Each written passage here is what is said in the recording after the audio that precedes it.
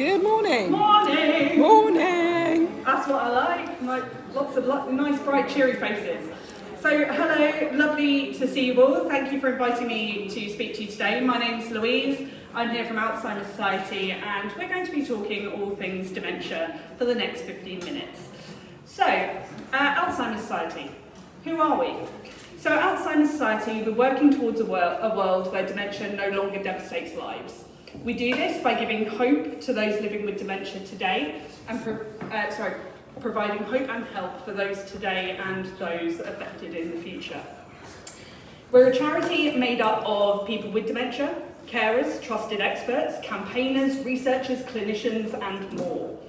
And collectively, we have over 40 years experience in supporting people affected by dementia and dealing with the biggest challenges facing them. Dementia is the biggest health and social care challenge of our time. It's the leading cause of death in the UK, having overtaken heart disease as of last year. And it's currently estimated that 1 in 3 people born today will develop the condition during their lifetime.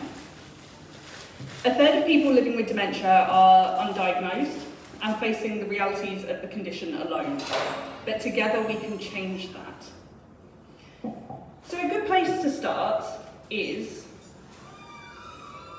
what is dementia? What do we mean when we say dementia? So the word dementia describes a collection of symptoms that are caused when diseases physically damage our brains. Now, all forms of dementia are progressive and will gradually get worse over time. Now, the symptoms someone will experience will depend on which part of their brain is being affected by the disease. There are over 100 different types of causes of dementia. So I'm just going to run you through some of the more common ones that you might come across. So we'll start with Alzheimer's disease. Now, Alzheimer's disease is the most common cause of dementia in the UK. It accounts for around between 60 to 70% of cases. And because it affects first the part of our brain called the hippocampus, which is the part of our brain responsible for short-term memory, creation and storage, people will often report short-term memory loss as their first symptom. Now, over time, memory will continue to deteriorate, and other parts of the brain will then also become affected, leading to a gradual decline in other cognitive functions. The second most common type of dementia is vascular dementia. Now, this is caused as a result of problems with blood supply to the brain. Now, there are 2 potential causes for vascular dementia. The first is small vessels disease, which is where there's a narrowing in the blood vessels in the brain, which then restricts the amount of blood flow and therefore oxygen. And people may notice a slowing in thinking, slowing with being able to find words, or a slowing with problem solving. The second is stroke, and I'm really looking forward to hear from our colleagues over at the Stroke Association later on, who will tell you more about specifically about stroke. But we're referring to a blockage of blood flow in the brain, and therefore a starvation of oxygen in the brain. Now, if part of the brain responsible for memory, language, or thinking are damaged as a result of stroke, then the person may go on to be diagnosed with vascular dementia. Now, that could be one large stroke, or it could be a series of mini strokes. So, with Alzheimer's disease, with the progression, you may see more of a gradual decline in cognitive function, whereas with vascular dementia, you may see a plateau and then a sudden drop in cognitive function, a plateau, then a drop, stabilisation, then a drop. Now, dementia with Lewy bodies is another type of dementia you might come across, and this is related to both Alzheimer's and Parkinson's disease. Now, dementia with Lewy bodies can affect any part of the brain, and it damages the nerve cells, so it disrupts communication between the neurons in the brain. Now, symptoms may include restricted mobility, variation in day-to-day concentration, and for some it may also cause visual hallucinations. And the final type of dementia I'd just like to introduce you to is frontotemporal dementia, and this affects the frontal lobes in our brain, which are the parts of our brain responsible for judgment, logic and reasoning, and decision making.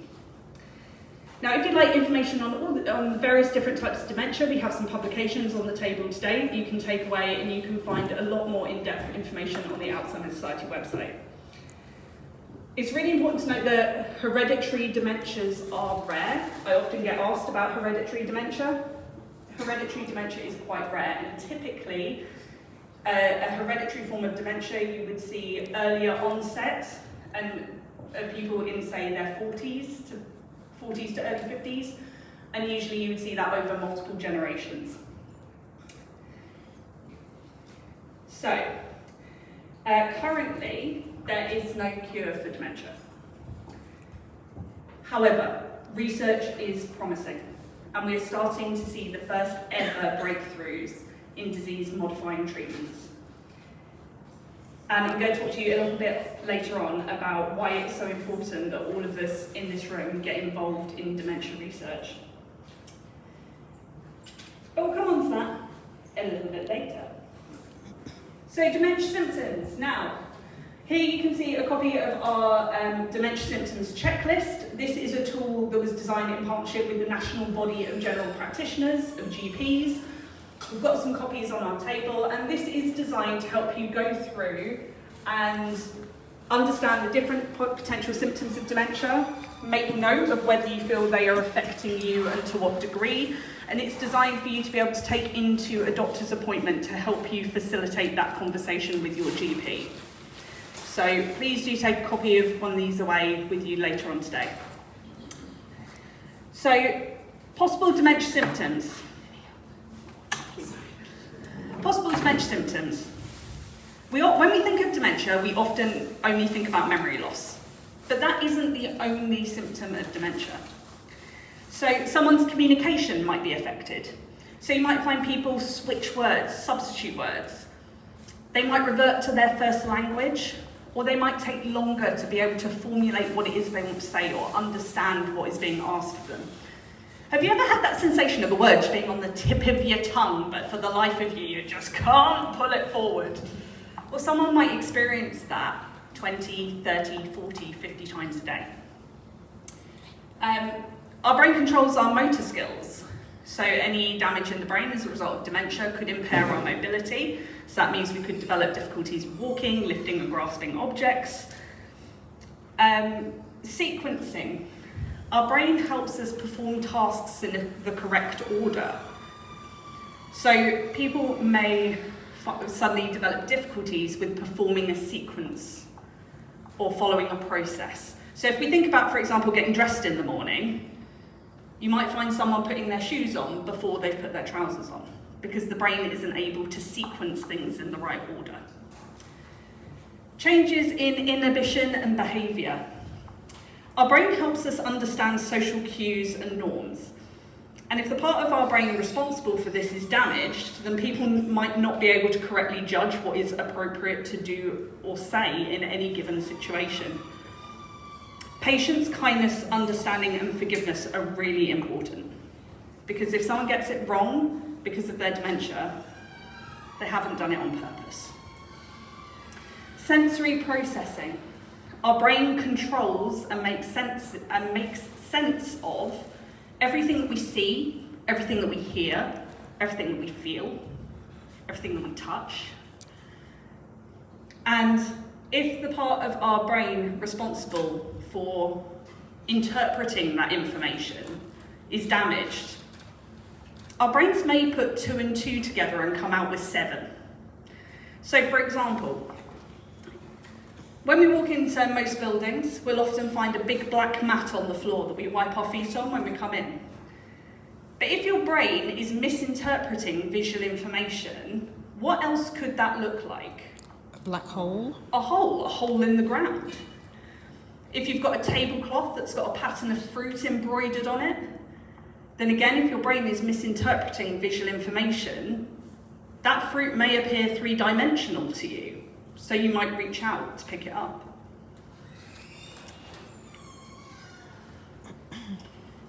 we need to also remind ourselves that if someone living with dementia is experiencing challenges with sensory perception, whatever they are experiencing is very real to them. So we must always demonstrate kindness and compassion. Now, many of the symptoms of dementia, people will put down to, it's just getting old, getting a bit forgetful. Oh yeah, no, I can't find the right word. No, I'm just getting old. But we need to be really mindful that these could be potential indicators for there being a medical problem. And dementia is not a natural part of the aging process. Unfortunately, we will all get old, sadly. However, not all of us will go on to develop dementia.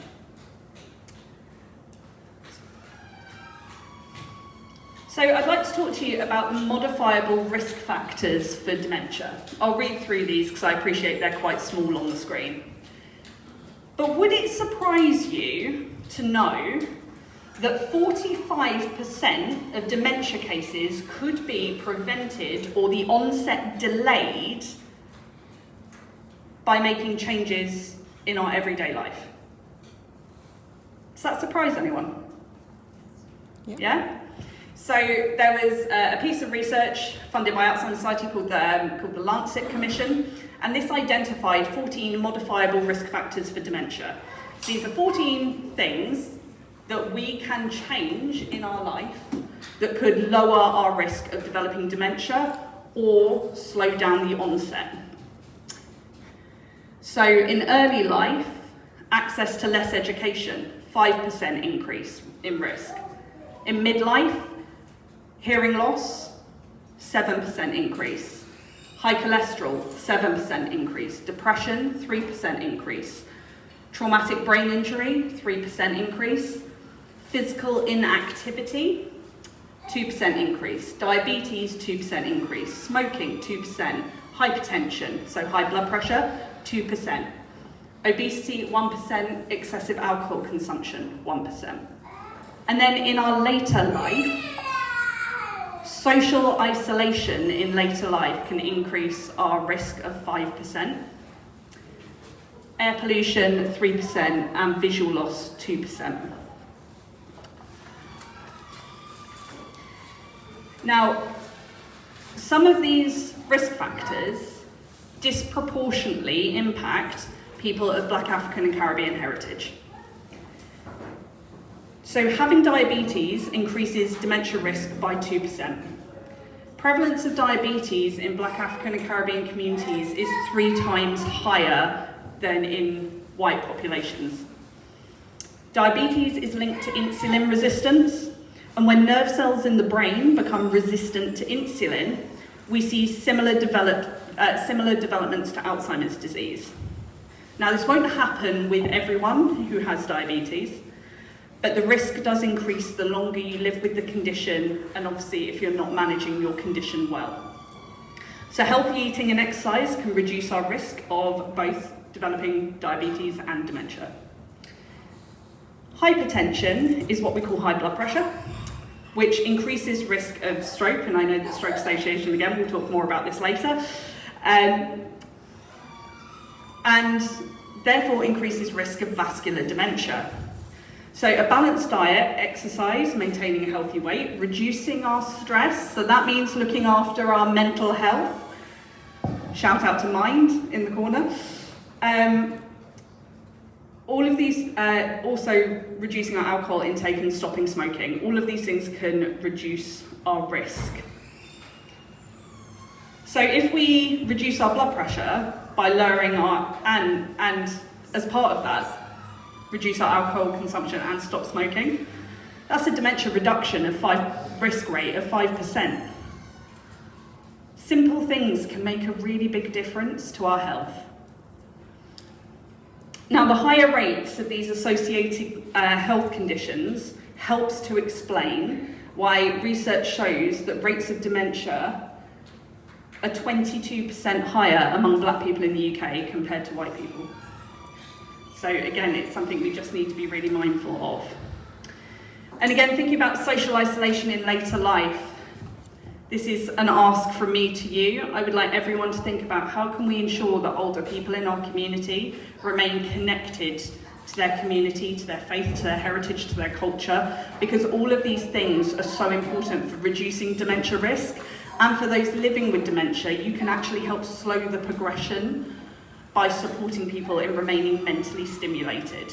But part of that means that we need to address the stigma of dementia, and we need to be comfortable openly talking about these things as medical conditions.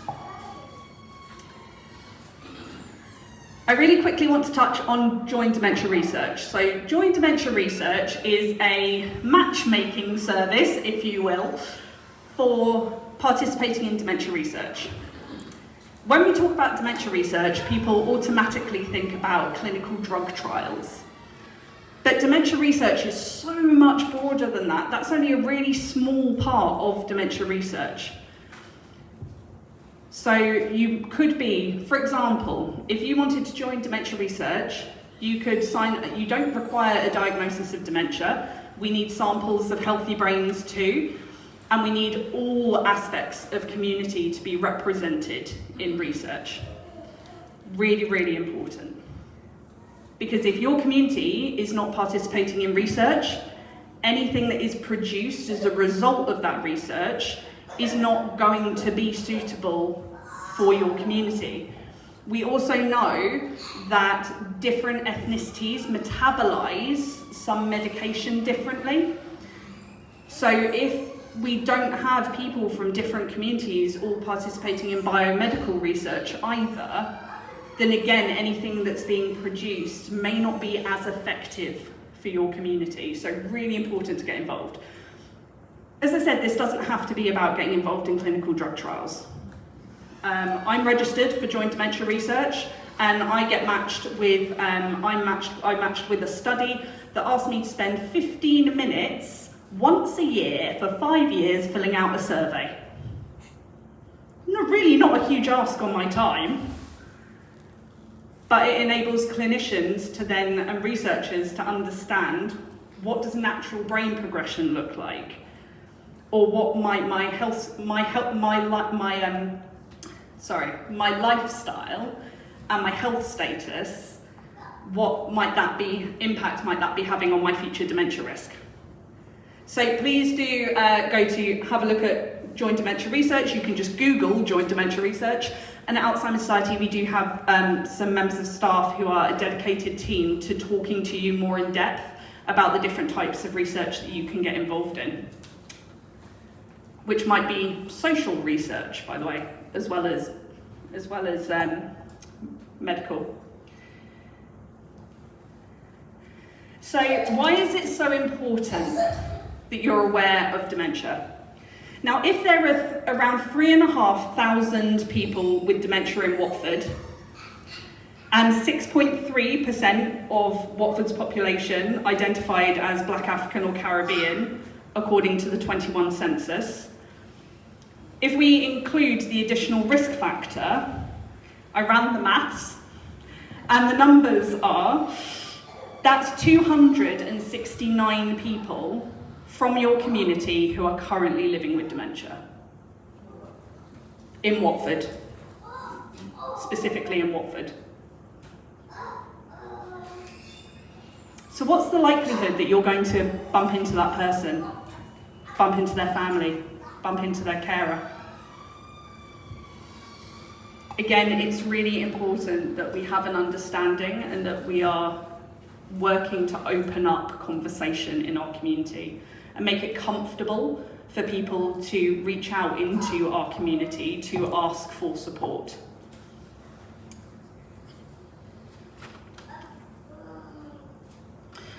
A couple of things we know. We know that people of Black African and Caribbean heritage access services much, much later than other communities, usually when people are at breaking point and at crisis. But it doesn't have to be that way. And we know that people from Black African and Caribbean communities are more likely to wait before seeking medical support. I'll wait before I go to see my GP. Oh, it's fine. It's not that important. It is important. And we know that the community, as I said, is less likely to get involved in research. And we know that the community is less likely to talk about dementia or seek community support for fear of judgment. Dementia does not discriminate. It's a medical condition that any of us could develop at any point in our lives. So we need to work to change attitudes and reduce stigma and ensure that people remain as connected to our community as possible. I know I'm almost out of time, so I just really want to quickly signpost to, if you go onto the Alzheimer Society website, I highly recommend you visit our blog, our podcast, and our YouTube channel. There you will find stories of people from, particularly actually from Caribbean communities, talking about their lived experience of dementia. There's a fantastic podcast by a gentleman called Raymond, who's living with dementia, and he was born and raised in Trinidad, and he was part of a steel band. He formed his own steel band group and actually played for the government over in Trinidad. There are some fantastic stories, but this is also a shout out in that we see representation from the Caribbean communities. We don't see representation from African communities. And if people are not sharing their lived experience, other people are not seeing themselves represented in our organisation and in our cause. So I'd encourage anyone here, again, it's the part you play in changing conversation and narratives within your community. And if anybody needs support, we have some of our lovely team. Really quick 2 minutes. Two quick minutes. Yeah, so in terms of support in Hertfordshire, there's a new service that started in October called Memory Support Hertfordshire, and it's a integrated service, so it's Age UK, Alzheimer Society and Carers in Hearts that are working together to provide a sort of wraparound service for you. We have dementia advisors that come and do home visits. So we've got a lovely dementia advisor Ash here today. So we can do home visits and actually find out what's really going on for you and work out a plan of action and how you can access support. The other thing that we do, as Lou was saying, that awareness raising within your community. So we've done a lot of awareness raising in temples in Watford. So we can come to your local church group or your local community group and do an awareness raising session to help break down that stigma. So that's another thing that's available. And there's lots of involvement opportunities, not just research, for you to actually get involved in the work of the Alzheimer Society. That's a very quick roundup.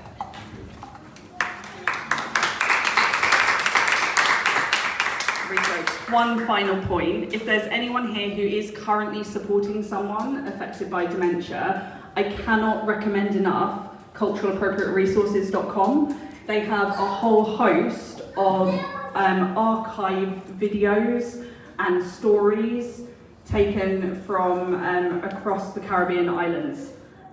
So we've got like footage of like 1950s and 1960s church life. So it's a great resource for reminiscence. So I just wanted to make people aware of that as well. And if anyone has any questions, please do let me know. Thank you. Thank you so much, Lee, and your team, for telling us about what you do in the community, which is hugely valuable. I just wanted to bring to your attention there is a lime-coloured door just at the back there, and we set it up for anyone who wants to have a personal conversation with any of the speakers or experts here. If you want to have a private one-to-one chat about anything that has come to mind, that you've got any concerns about, I certainly know that if when it comes to dementia, I've got a terrible memory, and certainly I would align it to getting old, or older, let's put it like that. But yes, it's very interesting, the terminology that's changed. Dementia we used to say something that it was something that you were suffering with or suffering from. Now we say it's something that you're living with rather than something that you're suffering from. And just as a reminder, over there in the kitchen we've got teas and coffees. That's free. If you want to go and help yourself at any time, please do. And the other thing I wanted to just comment on in your presentation, which I found quite interesting, was you talked about an average of 269 individuals or families or people in Watford. Now the African Caribbean community in Watford is very small, so it means the likelihood of you or you knowing someone within that statistic is very, very high. And we as a people, we are very proud. We don't like to think that we're different in any way, or anyone in our community is suffering from anything less than normal. And so we do suffer in silence, and we are the last ones at the door, when really we should be the ones who are at the front of the queue, especially when there are resources out there, there is finance, there is the support, that we in our community, we are left way behind because we don't access the funding that is there for us as with any other community. And I think we really need to kind of get over ourselves in a way, stop thinking that we're a community that doesn't suffer these things that other communities does or do, and that we need to address the fact that, yeah, we are a community of individuals with the same brain cells and the same living cells that other communities have. And yes, we are likely to suffer with things that once upon a time we didn't talk about in our communities because it was them out there and not us here. Mental health was something that other communities suffered with and not us, and that's simply not the case. And we really need to sort of down tools on that. So thank you for that. Now, I'm not sure if Dr.